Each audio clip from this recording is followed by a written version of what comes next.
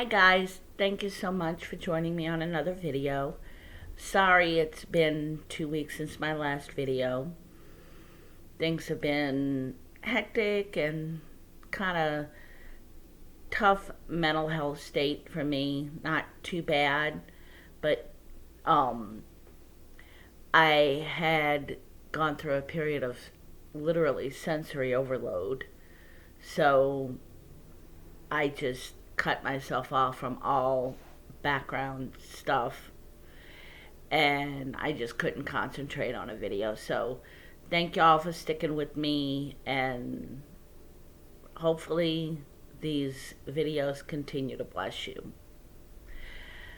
Today I want to talk about a couple of things.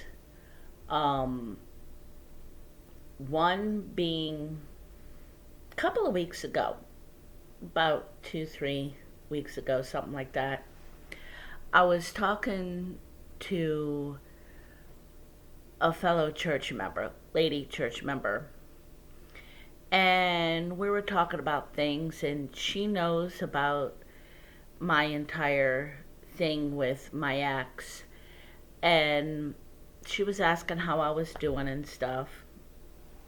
My cat is being honest this morning. And so I was filling her in a little bit. And in talking about that, she revealed to me something that I did not know. And it actually brought tears to my eyes when I found out.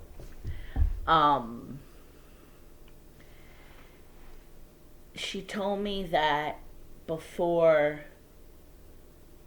everything went down last March and my ex was still around,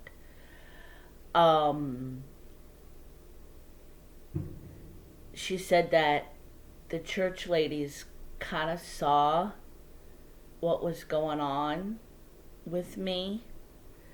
They saw how my ex was acting, and so kind of put two and two together. Because towards the last year that he was around, the mask started coming off around them. I'm thinking because he was convinced that he was not wrong anyway. Well, anyway, so whenever the ladies got together for Bible study or prayer group or whatever, and I wasn't around, they prayed for me. And they actually talked about a way to help me get out of this situation. Evidently, they knew more than what I thought everybody did, because I never revealed anything until the last few months to one particular person, because I was embarrassed by it and I was ashamed, because I was still thinking that it was on me, that it was somehow my fault. But yet they had enough discernment to see that something wasn't right. And this lady that I was talking to that revealed all of this to me told me that she actually wanted to apologize because she felt like she was being harsh when they wanted to talk about a way to help me get out of it and to talk to me. And she said that she told them, Penny knows what she's in for. She knows what she's dealing with. Not a one of us can make that decision for her. She has to make the decision. What we need to do right now is pray. And to be honest, y'all, I am 1,000% convinced that those prayers, along with my prayers for myself and for strength is what gave me the courage to leave, because I was scared to leave. I was scared on so many levels. You know, what am I going to do? I'm going to be single. Here I am, uh, 55 and single for the first time. And, um, I don't know how to take care of a vehicle, how I'm going to do this, how I'm going to do that. Basically, I was psyching myself out and I was scared. And I kept praying, asking God for strength and to find a way. And I didn't know that others were praying for me too. And that just brought tears to my eyes, because I still struggle with second guessing myself, not nearly as much as I did when all of this first happened and before it happened. But I still struggle with myself sometimes, second guessing, wondering if it was really that bad. Well, evidently it was, if my fellow sisters in Christ saw it and they weren't in my life. I kept everybody at a distance, at like arm's length, because I was embarrassed and ashamed, and it was also a defense mechanism, because I felt, people didn't care anyway about me. Who am I that people care about? And but yet they saw, and that was so wonderful to hear. And though it would have been nice had they said something, I don't know that would have gotten me to leave sooner, but it would have at least let me know that I was seen and that it wasn't all in my head. Because for the longest time, for many years, I thought it was all in my head. I thought I was overreacting to something that was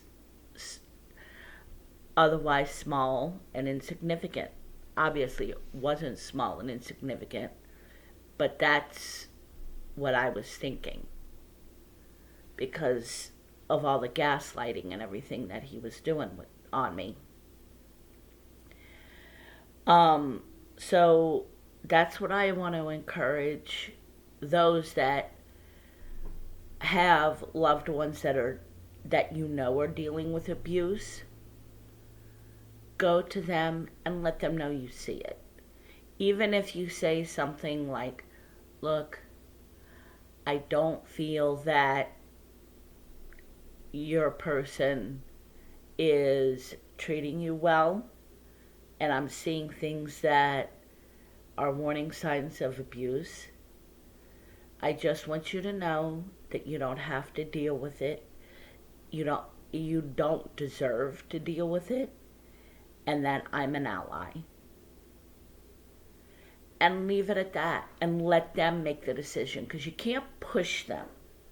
Because the more you push them, the more they're going to push back, because for whatever reason, and this is a phenomenon even with sex trafficking victims, they want to defend their abuser.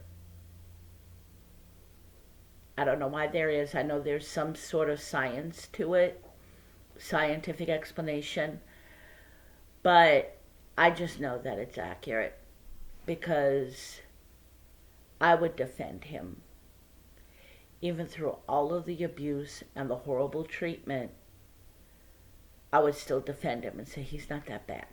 He loves me. I know he loves me. He's got a well-meaning heart. He just had a horrible childhood. On and on. So, in pushing them, you might actually be pushing them in the opposite direction.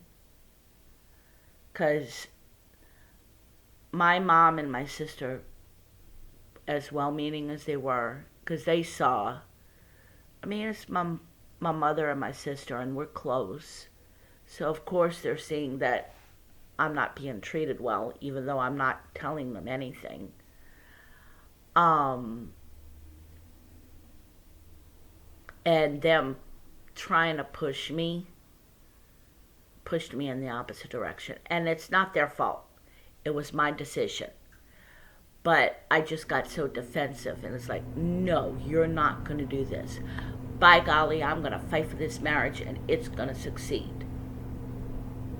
But I was the only one fighting. So it doesn't work that way when there's only one fighting.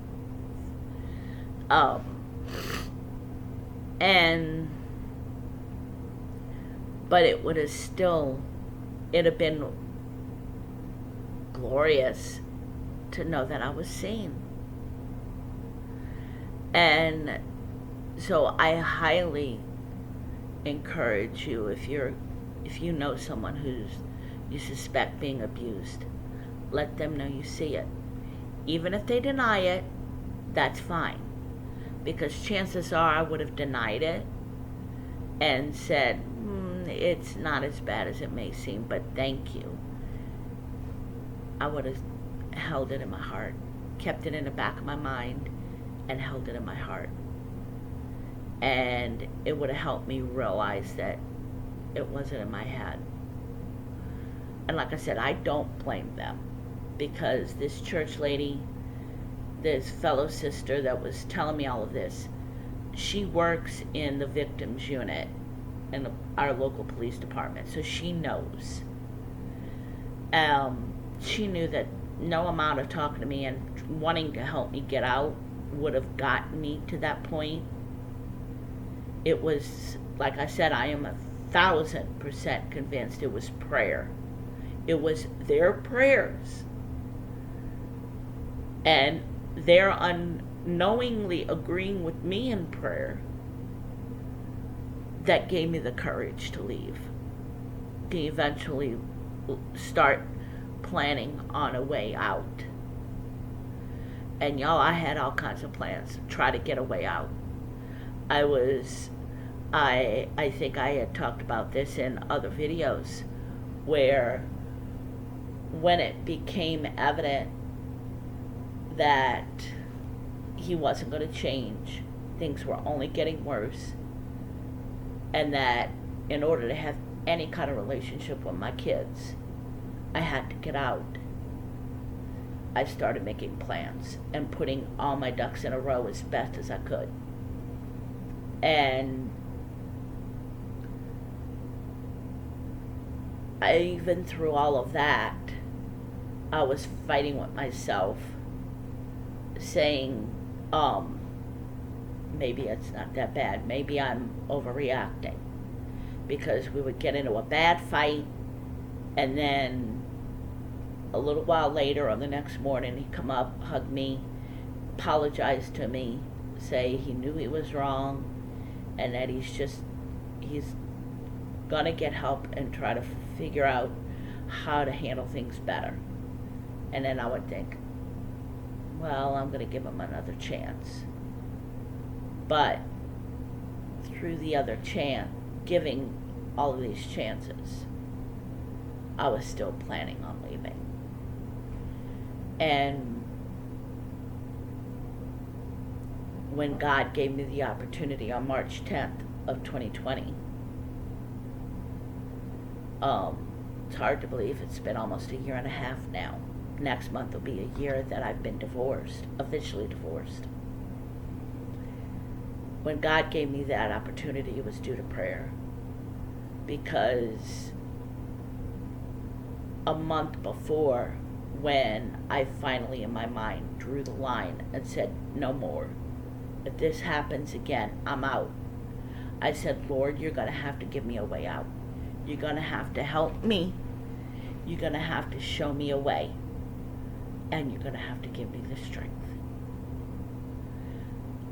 And I didn't know that there were ladies who I love tremendously, like sisters, and ladies that are like second mothers to me,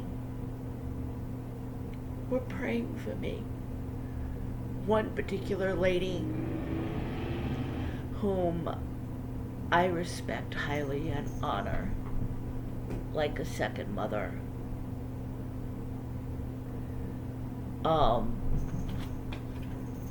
I would do just about anything she told me because I respect her wisdom tremendously. I know she was praying for me too. Because she saw, she's an old woman. She's in her 80s. And she's been around the block a time or two. So, my other suggestion is that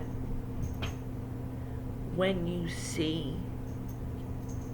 suspect abuse in a close friend or a loved one, let them know you see it or that you suspect,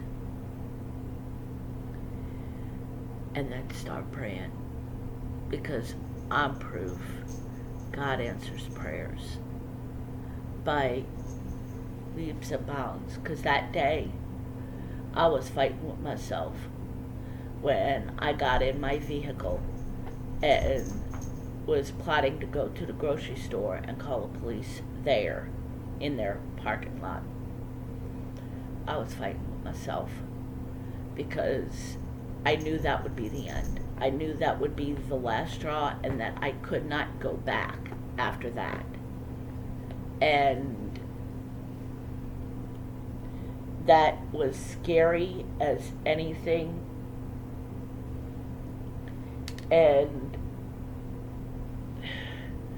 But I knew I had to do it. And asking God for the strength to do it, I was able to get it done. And there's another thing I want to talk about that leads me into the next thing that I want to talk about. And that,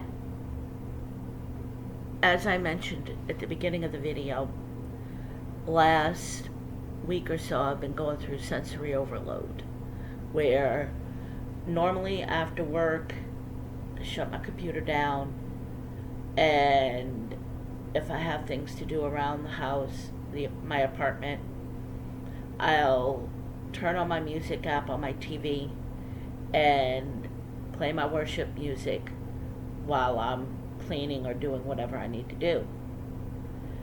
I couldn't even handle my music.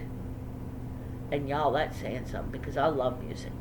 Music has been tremendous. Music has always affected my mood from the time I was young and discovered music. I remember, now I grew up where music was on vinyl, and we had the 45s, which was just single songs on one side was each side had one song on it. And I had so many records, 45s, that for my 9th birthday my mother bought me a 45 record holder, and it was almost filled on the day that, on my birthday, because I had so many. And that's how much of an influence music has been with me, even from the time I was young. And for me to not be able to handle even music in the background, that was major sensory overload. And part of it was because I remembered, because my sister's birthday kind of triggered the memory, and I'll tell you why in a minute. But it was this time 2 years ago in 2019 that my ex went to the mental hospital for the first time. And that's when I knew, it was then that I knew that there was no hope for us. The reason why is because he had picked me up from work that day. It was very late August, like the last few days of August. And he started spouting off, talking out of his head, threatening our oldest son, threatening to do harm to our oldest son, mainly because he was mad at me, and thinking that that was the one thing that would get me, is to do harm to him. He was a sick individual. And talking out of his head, scaring the living daylights out of me the whole drive towards home. Well, we stop at the local grocery store that's a half mile away from where we live, and he had my phone that day because his phone fell victim to his anger, and so of course he took my phone. And I couldn't argue with him and demand to have my phone, because that would have started a whole other thing. So he had left the phone in the truck when he went inside the store. Well, I grabbed the phone, and as I suspected he would do, because he's done this before, he downloaded all kinds of horrible autopsy pictures, police report pictures of decapitated heads, mutilated bodies, you name it. He did that in hopes I would see it and get a reaction out of me. That's when I knew I had no choice. I had to call the police. So I grabbed my phone, grabbed my purse, got out of the car, went to a neighboring yard on the other side of the fence of the grocery store, because the grocery store was in the middle of a neighborhood. And that's where I called the police. Little did I know that he was already having some sort of mental breakdown or something inside the store, and somebody had called the police because they thought he was having a heart attack or something, because he was basically having an anxiety attack. Or at least that's how he came across to this day. I wonder if he really was. Knowing how he is, I often feel like he was staging it all to try to throw me under the bus. So as I said, little did I know somebody had already called the police. I found out when I called the police, and they told me, well, somebody already called. And I'm like, oh. Well, in the midst of the confusion of him being stupid and acting like he's in a mental breakdown and crying and yelling and all of this kind of stuff, they committed him to the mental health hospital, the crisis center here, and then transferred him to a hospital about an hour and a half away from here, because there weren't any beds at a hospital here. Y'all, hold on a minute. I gotta pause. Okay, sorry about that. My cat was going wonky on me and scratching up my feet.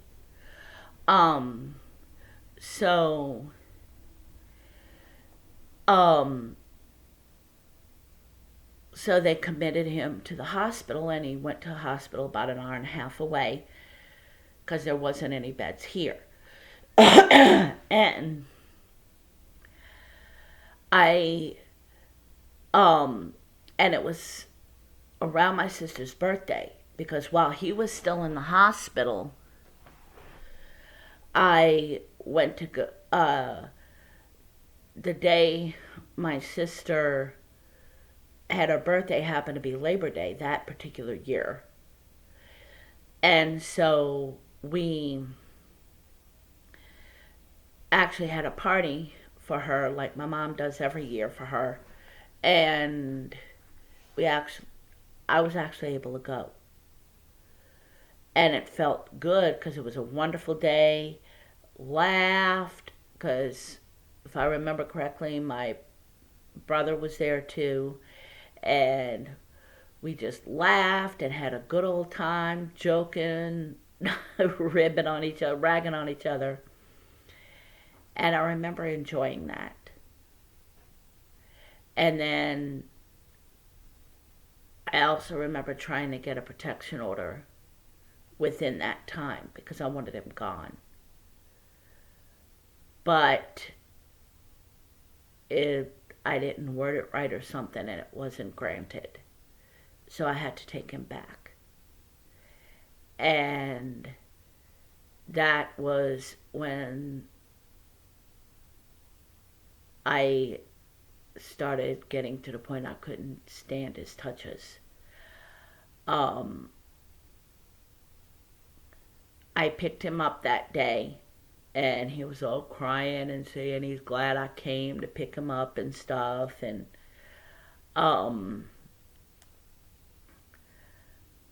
I didn't know. I mean, I knew legally I couldn't keep him away, but he didn't know that I couldn't. I could have kept him gone. I could have not picked him up, told him, well, you're just going to have to stay at the mission. Had I known that, I'd have probably stayed. I mean, I'd have probably told him, no, don't come back. But things would have been different because I wouldn't have had that protection order to keep him away. Because he abided by the protection order because he didn't have a choice.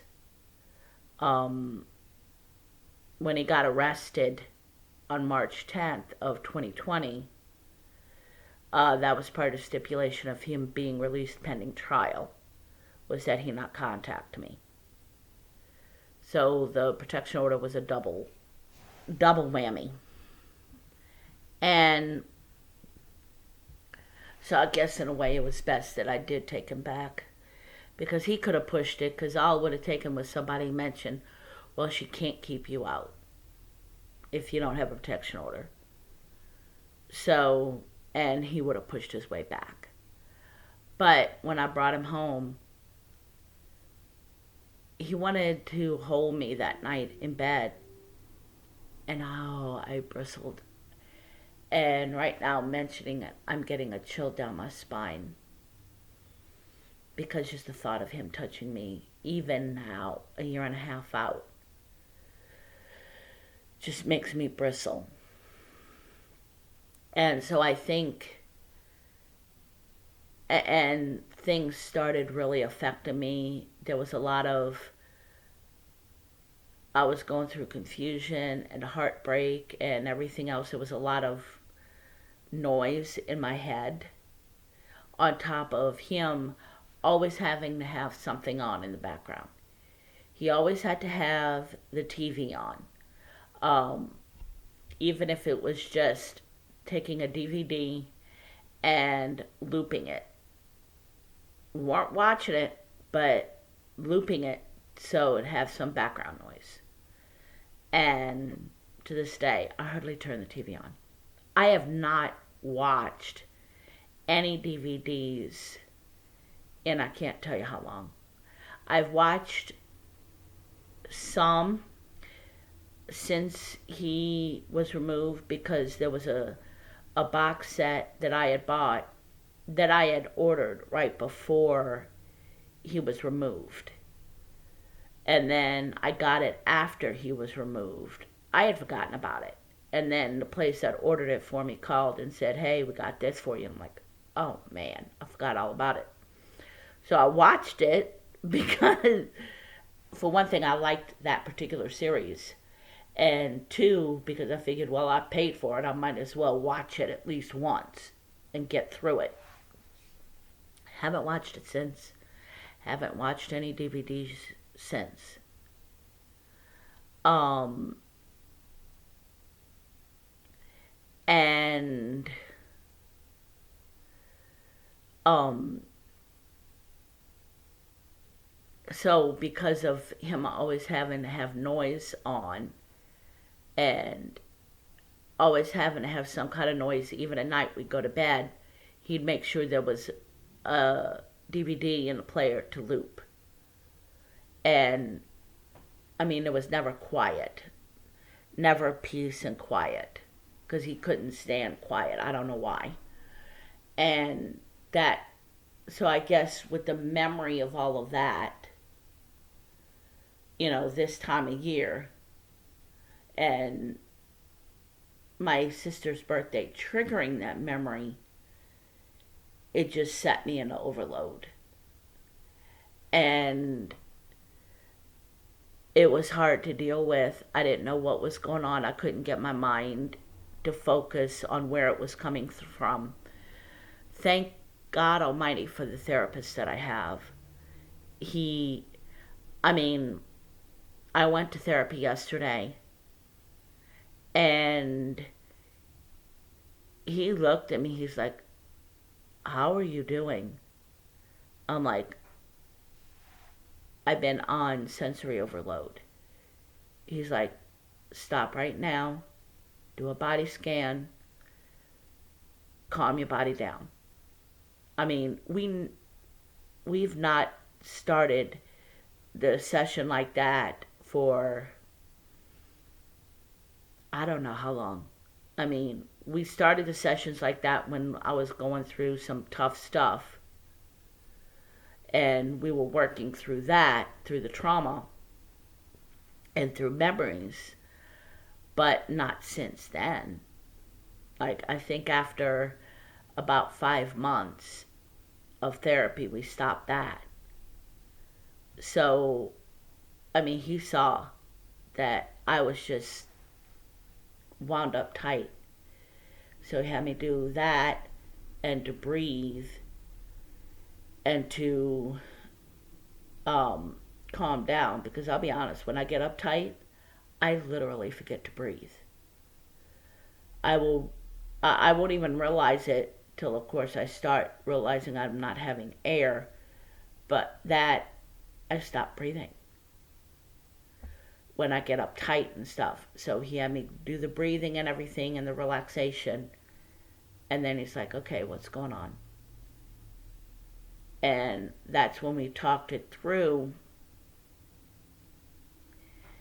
and realized that this was triggering it and this is what was going on. And also what was triggering it was I was hearing his words in the back of my head that I'm being overdramatic, that I'm being overly sensitive. Even now my body's trying to tighten up when I'm talking about it. And that I was being stupid. And that I'm at a setback. And that any minute I'm going to go back to the person I was. And he looked at me, he's like, are you that person that you were? And I'm like, no, not at all. I'm 180 degrees the other way. And he said, exactly. So what makes you think you would revert back to that person?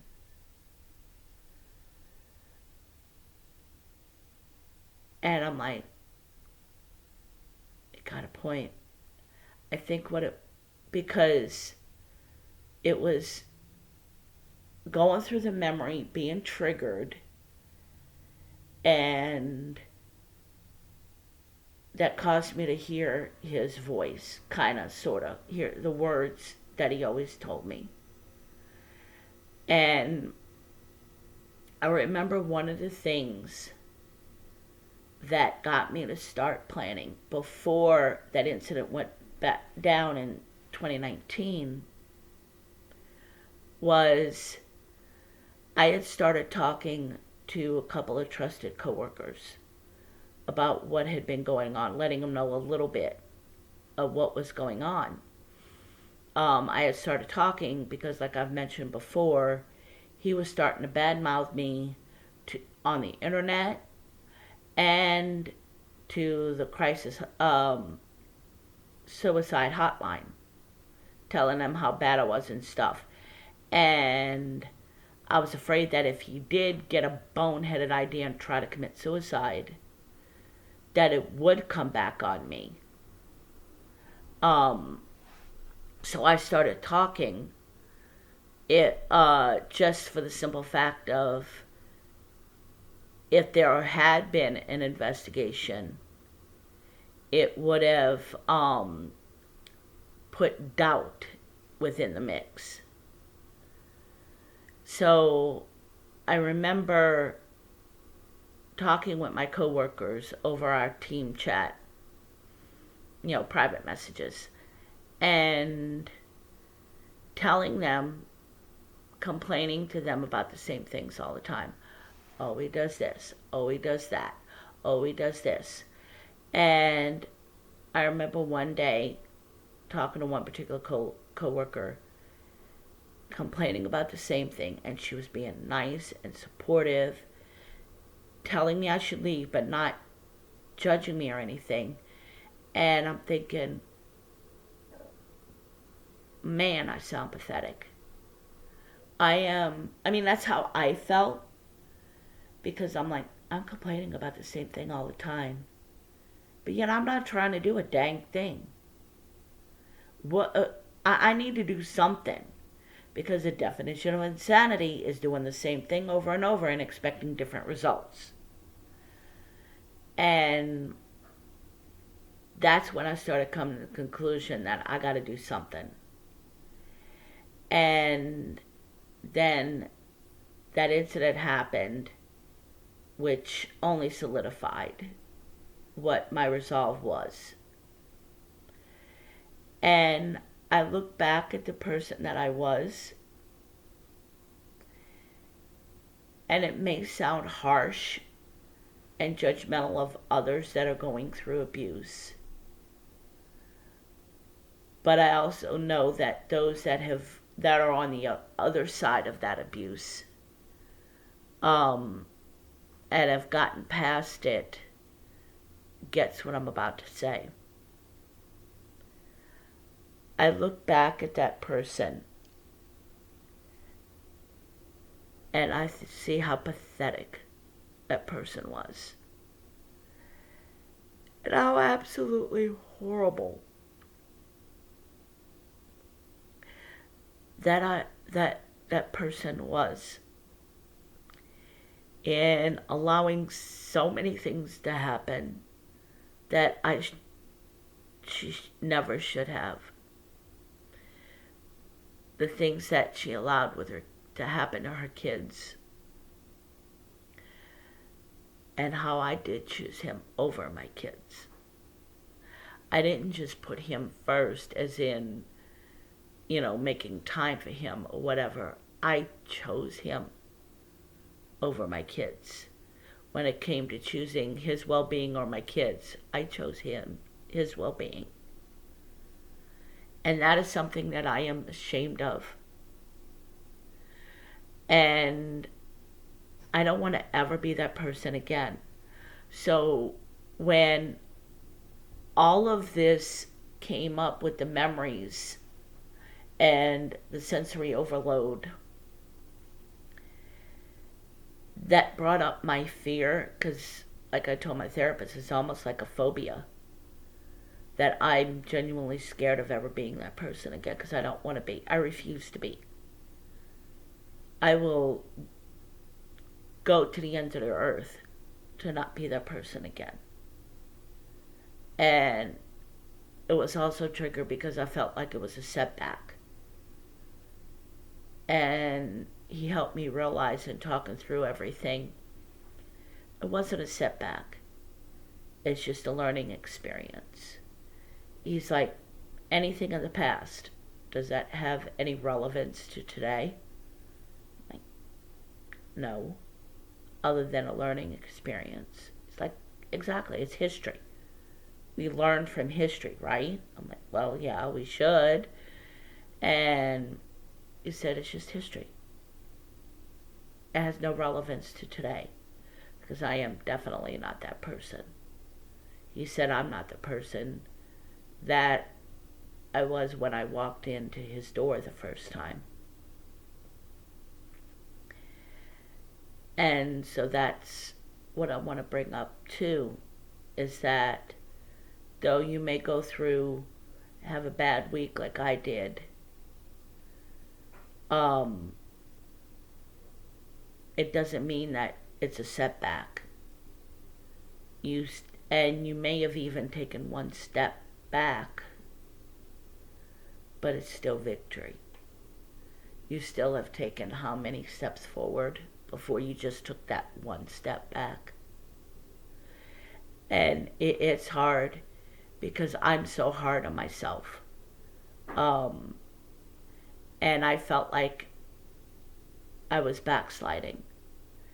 And in backsliding, I was scared that I would become that person again and get stupid and taken back. Because I was also going by how I was before I met my ex. Because before I met my ex, I would go on 2 dates with a guy and I was professing my love for him, and because I thought I needed a man to complete myself. I now know that I don't need a man. I just need God. Yes, as I've said before, I would love to know what it feels like to have a man love me as much as I loved him, because I loved my ex with all my heart. I truly did love him. And he didn't love me a fourth of how I loved him. So I would love to know how it feels to be loved as much as I love. But I'm also okay with being single. If God wants me single for the rest of my days on earth, I'm fine with that. The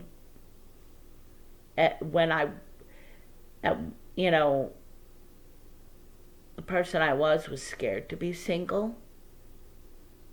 I'm enjoying it. I'm enjoying being single, setting goals, and being able to accomplish them. This close to y'all to getting my foundation going. Its name is Strengthen Families. It will be helping struggling families, helping them put in place help that they need in order to stay out of the CPS system, Child Protective Services, and helping families that are in the CPS system not only help them do what they need to do to get out of the system, but to stay out of the system. Because sadly, 1 in 3 families that are in the system and get out of the system end up back into the system again at some point. And then it makes it more difficult to get out when you get in the second time. So I've had this dream for years and years since my family was involved in the system and then got out of the system. I wanted to start something like this or do something like this because there was a foundation at the time that did this, and I wanted to be a part of it because I wanted to be the help that I wish I had had all along. And then I got involved in that foundation, and I was actually a parent partner with it for a while, and then parted ways because of a disagreement with the director. And since parted ways, I had wanted a foundation of my own to do that, but I never could because of him, my ex. And now I'm inches away from fulfilling that dream, getting it getting my 501c nonprofit status. I got to get a lawyer for that. So pray for me that I can come up with a retainer for a lawyer to get that done. I have all of these blessings now that I'm single. I'm fine with being single. So, closing out this another long video,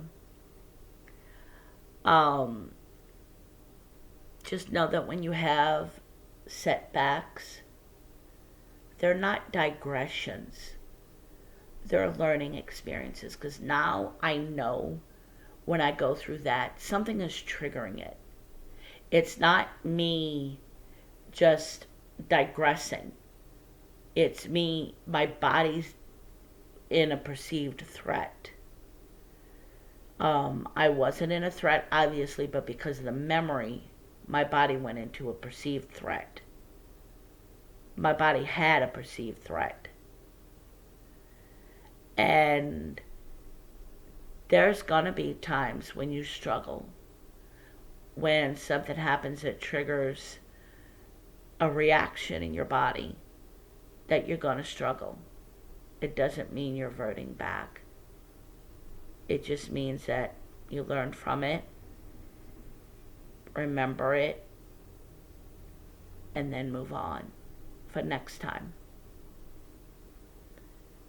And then thirdly, if you're someone who has a loved one or friend that you suspect is being abused, let them know your suspicions. Even if they deny it, the fact that they know that you see, a lot of times will give them the strength to eventually leave. It may not happen that day, may not happen a month from that day, but I guarantee you it'll stay in their mind. And pray for that member, for that family member or that friend, because I assure you, prayers are answered. Y'all have a good week. Have a good holiday, Labor Day. Stay blessed. Bye.